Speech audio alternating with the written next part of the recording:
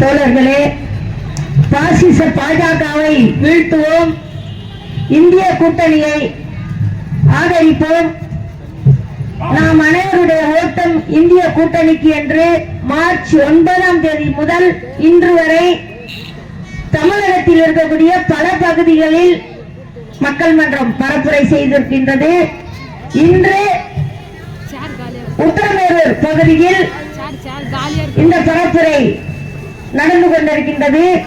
இந்த பரப்புரைக்கு திராவிட முன்னேற்ற கழகத்தினுடைய ஒன்றிய செயலாளர், மதிப்புக்கு மரியாதைக்குரிய தோழர் ஞானசேகர் அவர்களே மற்றும் விடுதலை சிறுத்தை கட்சியினுடைய மாவட்ட செயலாளர், மரியாதைக்குரிய தோழர் எழிலரசன் அவர்களே, பேர் சொன்னா நிறைய சொல்லனா, அதற்கான நேரம் பற்றாக்குறையா இருக்கு. நிறைய மேடையில் உள்ளவர்கள் பேச இருப்பதால் திராவிட முன்னேற்ற கழகத்திலிருந்து வந்திருக்கக்கூடிய மாவட்ட, ஒன்றிய, நகர கிளை பொறுப்பாளர்களே மற்றும் விடுதலை சிறுத்தை கட்சியினுடைய பொறுப்பாளர்களே, நான் என் உயிரிலும் மேலான நான் நேசிக்கக்கூடிய என்னுடைய தோழர், மக்கள் மன்றத்தை சேர்ந்த மாநில, மாவட்ட, ஒன்றிய கிளை மற்றும் உறுப்பினர் தோழர்களே, உங்கள் அத்தனை பேருக்கும் நான் சார்ந்துள்ள மக்கள் மன்றத்தின் சார்பாக வணக்கத்தையும் வாழ்த்துக்களையும் தெரியப்படுத்திக் கொண்டு, நம்ம எல்லாம் தலைநிமிர செய்த தலைவன் புரட்சியாளர் அம்பேத்கருடைய பிறந்த நாள் நாளை, இந்த நாளில் உத்தரமேரூரில் இந்த பரப்புரையை இன்று தொடங்குவதில் நான் மகிழ்ச்சி அடைகின்றேன் தோழர்களே. அதே போல அடங்கி வாழ்வது அவமானம், போராடி வாழ்வது தன்மானம் என்று நம்முடைய தலைவன் பகுத்தறிவு தலைவன் தந்தை பெரியார் சொல்லியுள்ளார். அதே போல கெஞ்சுவதாலோ மனு போடுவதாலோ இருந்த உரிமையை பெற முடியாது, இரக்கமற்ற போராட்டம் ஒன்றே தீர்வு என்று புரட்சியாளர் அம்பேத்கர் நமக்கு சொல்லி தந்திருக்கிறார்கள். அவர் வழியிலும் ஆசான் மார்க்ஸ் வழியிலும் பயணிக்கக்கூடிய இயக்கம்தான் மக்கள் மன்றம் என்பதை இந்த நேரத்திலே நான் பதிவு செய்ய கடமைப்பட்டிருக்கின்றேன் தோழர்களே. மக்கள் மன்றம் எந்த கட்சியையும் சார்ந்தவர்கள் அல்ல, இயக்கம். குறிப்பாக ஒடுக்கப்பட்ட மக்களுடைய விடுதலைக்காகவும் எல்லா சாதிகளிலும் இருக்கக்கூடிய பிரச்சனை என்று வரக்கூடிய மக்களுக்காக வேலை செய்யக்கூடிய இயக்கமும், சாதியை கடந்து மதத்தை கடந்து வேலை செய்யக்கூடிய இயக்கம் தான் மக்கள் மன்றம். மக்கள் மன்றத்தில் இப்பொழுது பறையடித்தாளர்கள், பாட்டு பாடினார்கள் தோழர்கள் எல்லாருமே படித்த இளைஞர்கள், வழக்கறிஞர்கள், கலெக்டருக்காக, ஐஏஎஸ்க்காக படித்துக் கொண்டு இருப்பவர்கள், இது போன்ற பல நீதித்துறையில் நீதிபதிக்காக படித்துக் கொண்டிருக்கக்கூடிய தோழர்கள் தான் இங்கு இந்த மேடைக்கு வந்தார்கள். யாரும் தொழில் கலைஞர்கள் அல்ல என்பதையும் நான் இந்த நேரத்தில் பதிவு செய்ய கடமைப்பட்டிருக்கின்றேன். அதே போல மக்கள் மன்றத்தில் ஏறக்குறைய 200 கிராமங்களுக்கு மேல் நாங்கள் பணி செய்து கொண்டிருக்கின்றோம் தோழர்களே. இந்த காஞ்சிபுரம் மாவட்டத்தில் அந்த பகுதிகளில் ஆனாலே அந்தந்த பகுதிகளில் இருந்து தோழர்கள் இந்த பரப்புரையில் கலந்து கொண்டார்கள். இவர்களுக்கெல்லாம் நாங்கள் ஒரு பொது வாழ்வகம், ஆங்கிலத்தில் கம்யூன் என்று சொல்வார்கள், பொது வாழ்வகம். பொது வாழ்வகத்தில் நாங்கள் ஒரு 30 பேர் ஒன்றாக வாழ்ந்து கொண்டிருக்கின்றோம். ஏறக்குறைய சின்ன பிள்ளையிலிருந்து பெரியவங்க வரைக்கும் 30 பேர். எங்களுடன் இருக்கக்கூடிய பிள்ளைகளுக்கு இப்ப பாடினவங்க, எடுத்து சொன்னவங்க, இங்க வந்தவங்க எல்லாருமே பொது வாழ்வகத்தில் இருக்கக்கூடியவர்கள். யாருக்குமே சம்பளம் கிடையாது. மக்களுக்கு பிரச்சனை என்றால் முழு நேரமும் நீ போய் மக்களுக்காக இரவு 1 மணியாக இருந்தாலும் பணி செய்ய வேண்டும் என்ற ஒரு கொள்கையோடு செய்யணும்.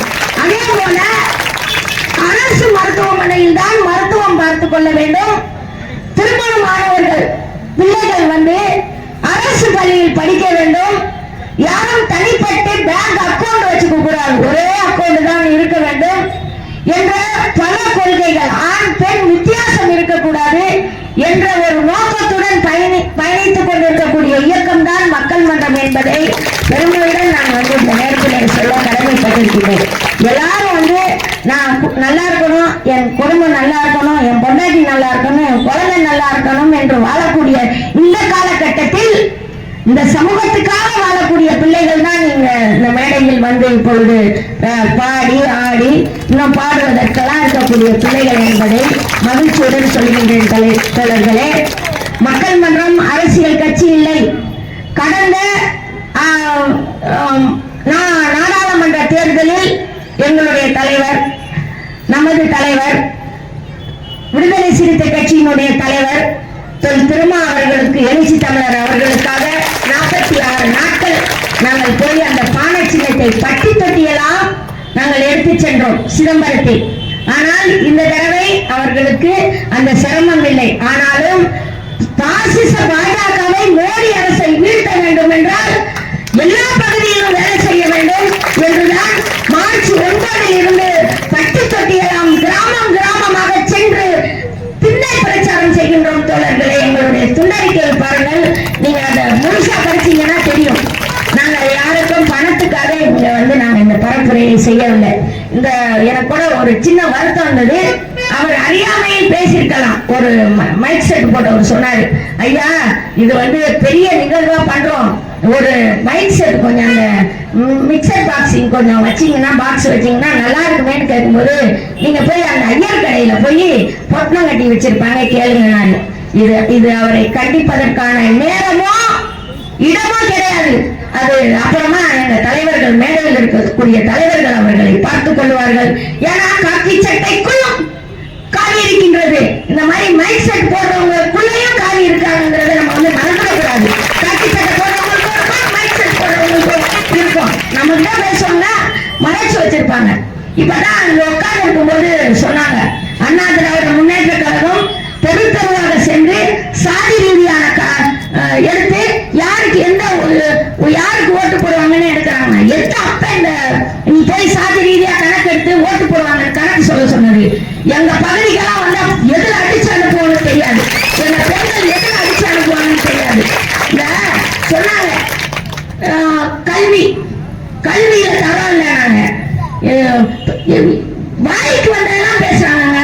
திராவிட முன்னேற்ற கழகம் செய்ததை சொன்னா ஒவ்வொன்றா சொல்லிட்டே போலாம், அளவில்லை. இதை செஞ்சாங்க.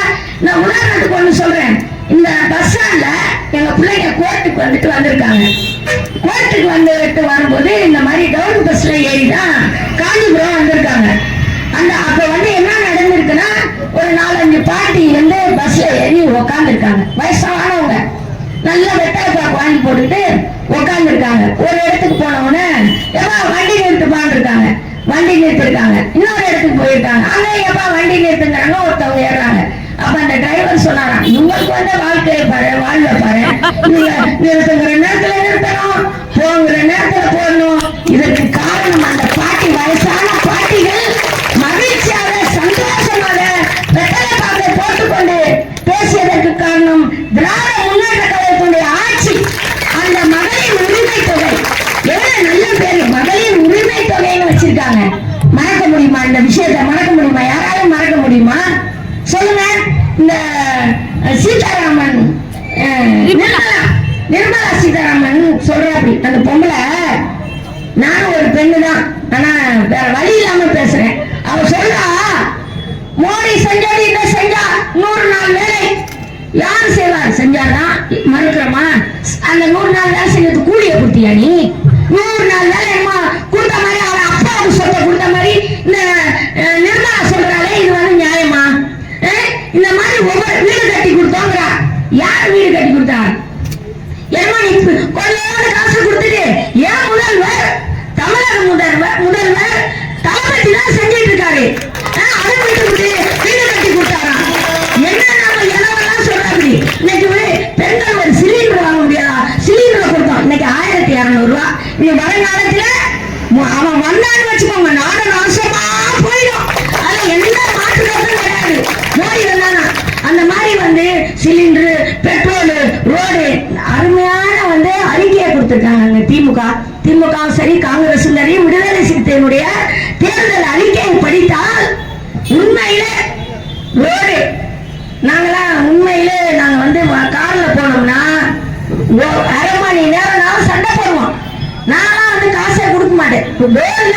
நீ கைது செய்து சிறையில வைனா மக்களுக்காக பணி செய்றேன், நான் ஒரு நாளா பணம் கட்ட மாட்டேன்னு சொல்லுவேன். அதை வந்து முழுசா தவிர்த்துடுவோம். இனிமேல் டோல் வந்து இருக்காது. பெட்ரோல் விலை 75 ரூபாய்க்கு வந்து 1 லிட்டர் பெட்ரோல் கொடுப்பேன். டீசல் 65 ரூபாய்க்கு கொடுக்கணும். அருமையான திட்டங்களை வந்து நமது முதல்வர் வந்து சொல்லியிருக்காங்க தோழர்களே. இப்படியா அருமையான திட்டங்களை மக்களுக்கான தலைவர்கள் மட்டும்தான் கொடுக்க முடியும். கண்ட கருத மோடி போன்ற மோடி வித்தை காட்டிக் கொண்டிருக்கக்கூடிய மோடியால இதெல்லாம் வந்து செய்ய முடியாது. அவர் பேசுறாரு, நான் வந்து தமிழ்நாட்டு போறேன், ரோடு ஷோ காட்டுறேன். நீங்க ரோட்ல தான் ஷோ காட்ட முடியும், கிராமத்துக்குள்ள வந்து காட்டுவோம் ஷோ. செருப்பால அடிச்சு தொடக்கத்தால அடிச்சு பெண்கள்லாம் நீ ரோடு ஷோ ரோட்ல தான் காட்ட முடியும்.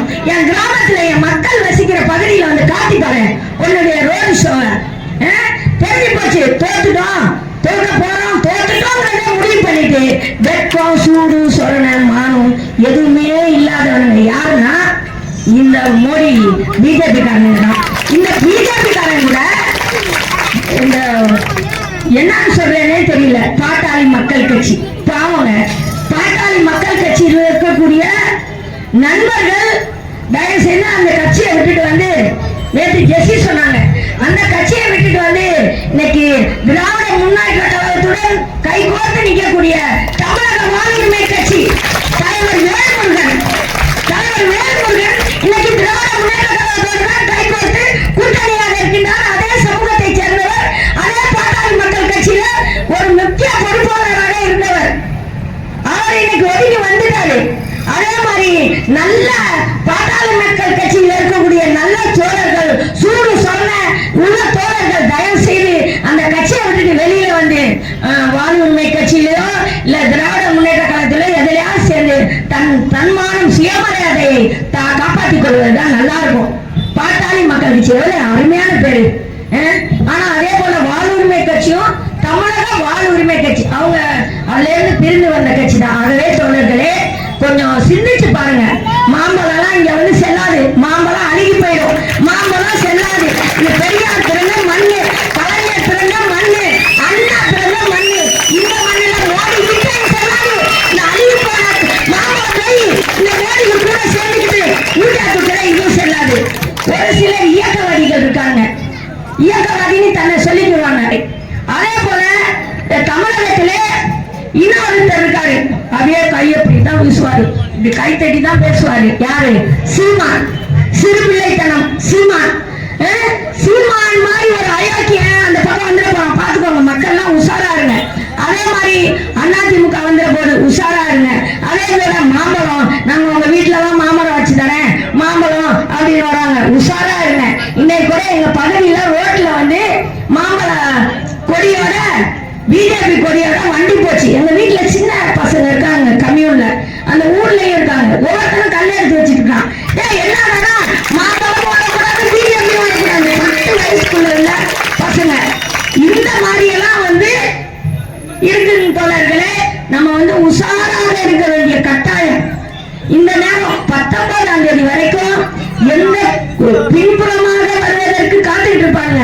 காசை கொடுத்தா உதாரணத்துக்கு ஒண்ணு, எங்க ஊர் பக்கத்துல நட்டப்பேட்டைங்க போயிட்டு உங்களுக்கு தண்ணி தரேன், சாப்பாடு தரேன், சோப்பு தரேன், எண்ணெய் தரேன், பருப்பு தரேன், நீங்க வந்துங்க பிஜேபி கொடிய எங்க ஊர்ல நட்டுடுங்கன்னு சொன்னாங்க. நட்டப்பேட்டை கிராமத்துல அந்த மக்கள் சொன்னாங்க, எங்களுடைய பொறுப்பாளர்கள் செருப்பு உனக்கு கிடைக்கும், செருப்பு கிடைக்கும், நாங்க வந்து தன்மானத்தோட வாழ்றோம், பெரியாரை உள்வாங்கி வாழ்றோம், என்னுடைய தலைவர் புரட்சியாளர் அம்பேத்கரை உள்வாங்கி வாழ்றோம்.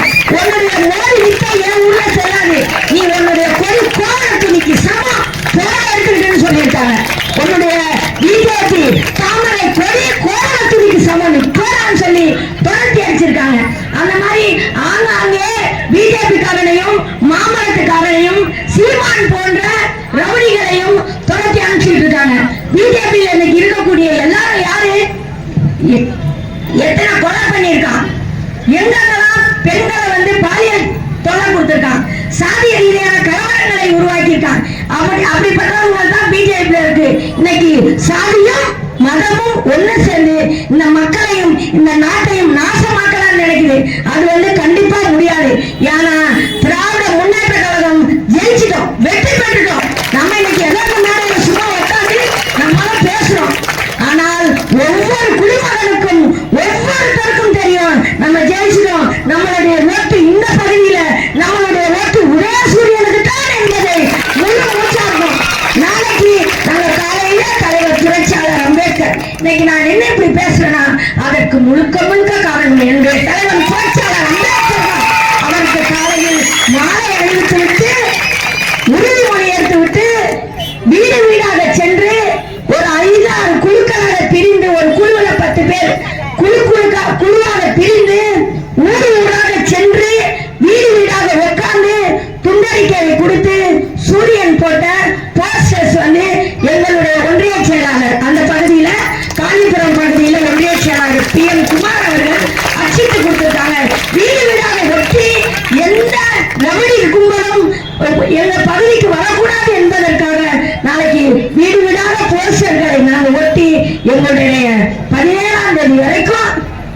மீண்டும் ஒரு திண்ணை பிரச்சாரத்தை இந்த பகுதியில் செய்வதாக இருக்கின்ற தோழர்களே. ஒரு காலத்தில் வேணும் என்றால் ரெட்டலைன்னு சொல்லியிருக்கலாம் இந்த பழங்குடி மக்கள். ஆனா இப்ப அதெல்லாம் சொல்றதுக்கு தயாரா இல்ல, திருப்பி அடிப்பதற்கு தயாராக இருக்கின்றார்கள். நமது சின்ன உதயசூரியன், நம்மளோட ஓட்டு உதயசூரியனுக்கு தான் நான் கண்டிப்பாக நம்ம ரொம்ப எதிர்பார்ப்போட நம்ம விழா எடுக்க வேண்டிய கட்டாயம். நம்ம 40 ஜெயிப்போம், 40 ஜெயிக்கிறது மட்டுமல்ல, இந்தியா கூட்டணி மேலே டெல்லியிலையும் இந்தியா கூட்டணி வைக்காலும் நம்ம இதே பகுதியில மிக சிறப்பான ஒரு நிகழ்ச்சியை நமது தோழர் ஞானம் தோழர் ஒன்றிய செயலாளர் மிக சிறப்பாக இதே பகுதியில் வெற்றி விழாவை நடத்துவார். அந்த வெற்றி விழாவில் மக்கள் மன்றம் முழுசாக கலந்து கொள்ளும் என்பதை சொல்லி பேச வாய்ப்பு கொடுத்தமைக்கு நன்றி கூறி விடைபெறுகிறேன் தோழர்களே. நன்றி.